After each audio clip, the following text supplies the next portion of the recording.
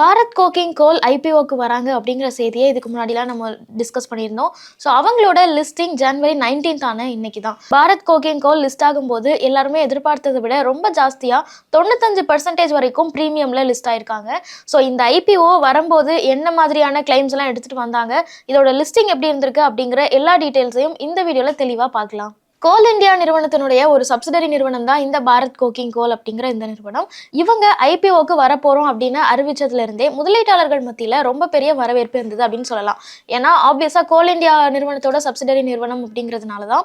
So ஒரு public sector நிறுவனம் ஐபிஓக்கு வரும்போது எப்பவுமே மக்கள் மத்தியில அதிகமான அளவில் ஒரு இன்ட்ரெஸ்ட் இருக்கும் அப்படிங்கிறத நம்ம பார்க்க முடியும். ஸோ இந்த நிறுவனத்தினுடைய ஐபிஓ ஜனவரி 9 ஸ்டார்ட் ஆச்சு. ஜனவரி 13 வரைக்கும் ஐபிஓல அப்ளை பண்றதுக்கான அந்த கால அவகாசம் கொடுத்திருந்தாங்க. இதுல கோல் இந்தியா நிறுவனத்தோட ஸ்டாக்ஸ் நீங்க வச்சிருக்கீங்க, ஒரு ஸ்டாக் இருந்தா கூட பரவாயில்ல, நீங்க ஸ்டாக் ஹோல்டர் கேட்டகரியில போயிட்டு அப்ளை பண்ண முடியும் அப்படின்னு கொடுத்திருந்தாங்க. இது இல்லாம எம்ப்ளாயிஸுக்கும் இண்டிவிஜுவல் இன்வெஸ்டர்ஸ் அப்படின்னு தனித்தனியா வந்து ஐபிஓல பார்ட்டிசிபேட் பண்றதுக்கான ஆப்ஷன்ஸ் எல்லாம் கொடுத்திருந்தாங்க.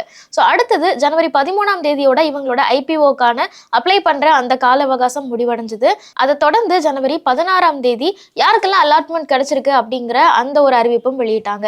இவங்களோட ஐபிஓ பொறுத்த வரைக்கும் 145 மடங்குக்கும் அதிகமான அளவுல ஓவர் சப்ஸ்கிரிப்ஷன் ஆயிருந்தது அப்படிங்கிறதையும் பார்க்க முடிஞ்சது. ஸோ ஐபிஓ அலாட்மெண்ட் எடுத்துட்டோம் அப்படின்னா அப்ளை பண்ண வெகு சிலருக்கு தான் அலாட்மெண்ட் கிடைச்சது அப்படின்னே சொல்ல முடியும்.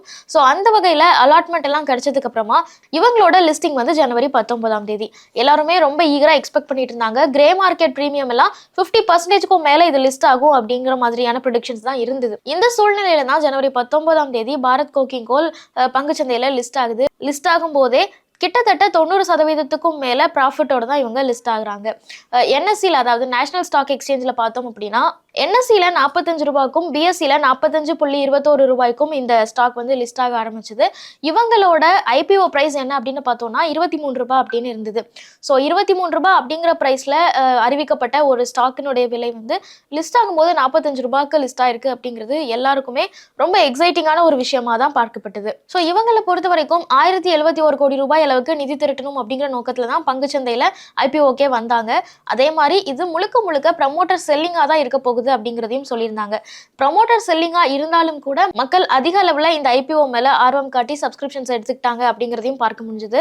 இதுக்கு காரணம் இந்தியாவோட இந்த கோக்கிங் கோல் அப்படிங்கிற இந்த செக்மெண்ட்ல இவங்க மிகப்பெரிய நிறுவனமா இருக்காங்க. இந்தியால கிட்டத்தட்ட 60% இவங்க தான் இந்த கோக்கிங் கோல் அப்படிங்கிற செக்மெண்ட்ல இருக்காங்க அப்படிங்கிறத பார்க்க முடியுது.